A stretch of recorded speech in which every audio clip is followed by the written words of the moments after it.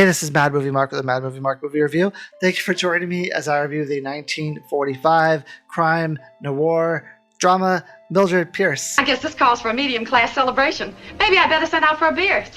Hey, well, that sounds like a great time to me. Everything I do is middle class, so let's get it going. Mildred Pierce was a suggestion/recommendation from a subscriber named Maria, and this movie is included on the most recent edition of the 1001 Movies You Must Watch Before You Die. Mildred Pierce stars Joan Crawford as Mildred, Anne Blythe as the oldest daughter, Vita. She is still alive today at the age of 95. Zachary Scott as Monty Bergeron, and Jack Carson as Wally Faye. Now, when this movie opens up, we see Monty Bergeron has been shot dead in his house, and he is lying on the floor. In the same house is his wife, or his ex-wife, Mildred. Now, Mildred has invited her friend Wally over, and Wally is someone who has been pursuing Mildred romantically for a very long time. He pretty much tries to woo her with his manly wilds every couple of days, and she has so far not taken very well to his advances. She only wants to be his friend and not his romantic partner. So the fact that she has invited him to her house when it seems like her husband is not there kind of makes him start to think, what is going on here? Now her husband is there, he's just dead in another room. So while they're talking, she says she's going to slip into something a little more comfortable, and then she hightails it out of the house and leaves poor old Wally locked in a house with a dead man by himself. Now this is the first thing in the movie that I don't understand. So he goes from room to room trying to get out of the house, and every time he gets to a room, it's locked from the outside, and he can't get in, which is a poorly designed house. I don't understand why all of these locks are locked from the outside and why he can't get out of any of these doors. Obviously, it's a plot reason, but he should be able to get out of one of these doors, I would assume. So he goes through every room and he figures out that there is a dead man in one of these rooms, and he decides that he is going to break the window of one of the doors to try to get out of the house. Now, when he breaks the window, he is seen by two cops who see him breaking the doors and running out, and they decide to stop him and question him. He immediately says that there is a dead man in the house and that he was trying to run to the police station to alert them of this dead man being there. Now, they take him to the police precinct and they question him. They also find Mildred and they question her too. And they question her other ex-husband as well. So when they bring her in, they tell her, actually, we don't need you. We know who the murderer is. It is not Wally. It is your ex-husband. Obviously not Monty, but the other ex-husband. Now she's shocked by this. She says, well, it's not him. It can't be him. How do you know it's not Wally? Because, I mean, she set that up perfectly, right? She got Wally into the house. She was able to get him alone with the dead body. I mean, 1 and 1 make 2, right? Everything should add up here. And the police's explanation for this is that he has no motive, and her ex-husband does have a motive.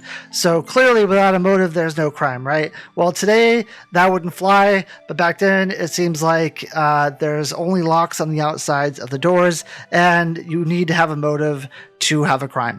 So she pleads with them and says, no, there's no way. It's my ex-husband. It has to be Wally. Wally was there by himself. And then the cop goes, well, like, if this is your ex-husband and he's such a great guy, why are you sticking up for him? So she starts telling the story about how she was wrong about her ex-husband and how she thinks that he's this great guy. So what happens is that she was living with her, with a man and the 2 children that her and her man had, and he decided that he was going to walk out on them, that he doesn't want to be with them anymore. That's the husband that she's sticking up for. he decides that he's going to leave. He's also having an affair, so he leaves with the woman that he's having an affair with. She ends up getting a job in a diner, and she ends up building enough money to buy the diner with the help of her friend Wally, the guy that she is trying to get in trouble for this murder, because Wally is in the real estate business. So Wally helps her buy this building. She ends up making a very successful diner out of it. She is able to raise her 2 daughters the way she wants. However, her oldest daughter, Vita, is not happy with the way she's being raised because she wants all the finer things in life that her mom can't give her, even though her mom owns a bunch of really successful chain restaurants. I think she said she owns 6 or 7 at one point. Somehow, I mean, the restaurant business is a tough business when it comes to margins and things like that. It's, as far as I know, it's a very tough business to make a killing in. And she apparently is not making enough money for Vita's liking. So Vita decides when she gets older to move out. Now, Mildred needs to get a divorce from her ex-husband.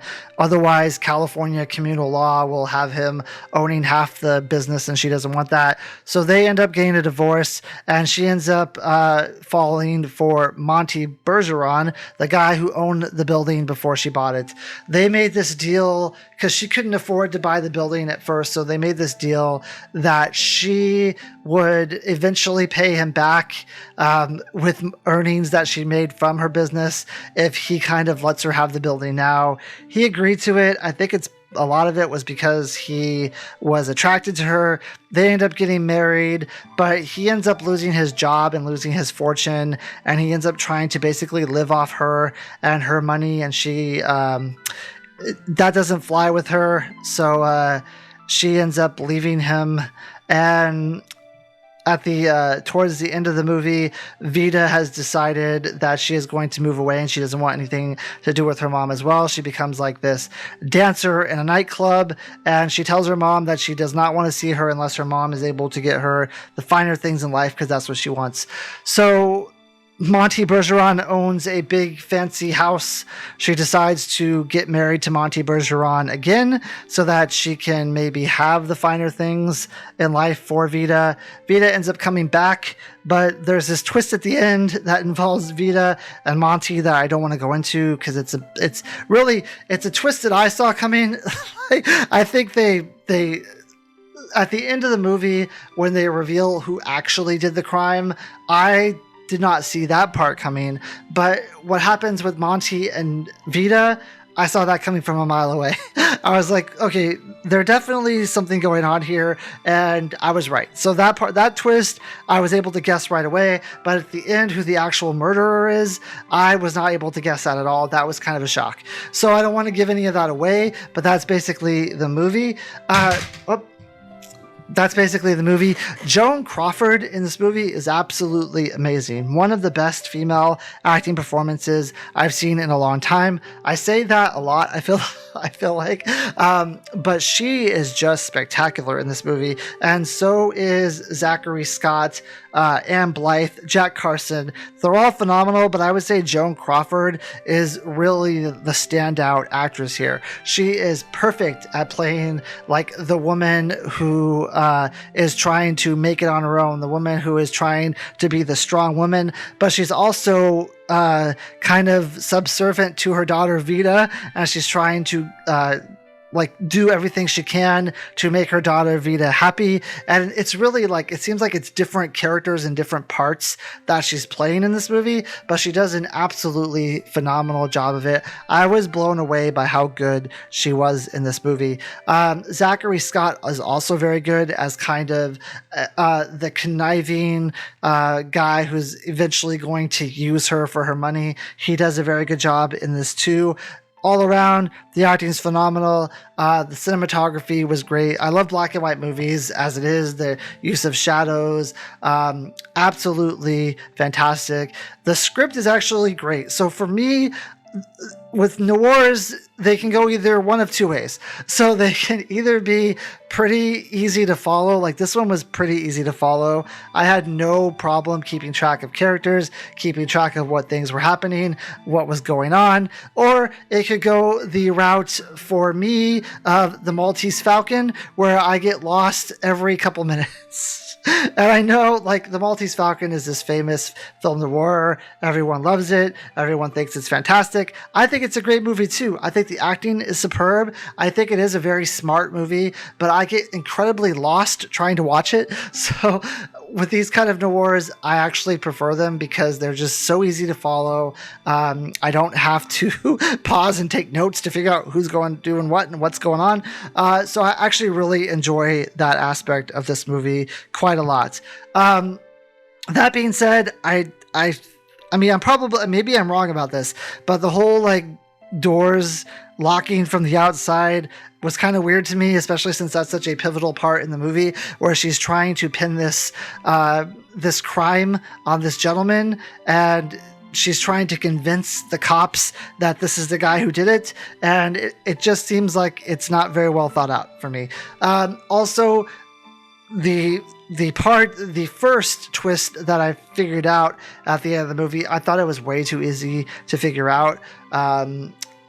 And there wasn't a single moment where I thought I was wrong about that. So very easy to figure out. The final twist at the end, who actually did the murder, was very shocking to me. It was it was eye-opening. Like, I never thought that would be the person who did it. That was like the last person I thought who would commit this crime. So I love that part of the movie where I couldn't guess what was going on.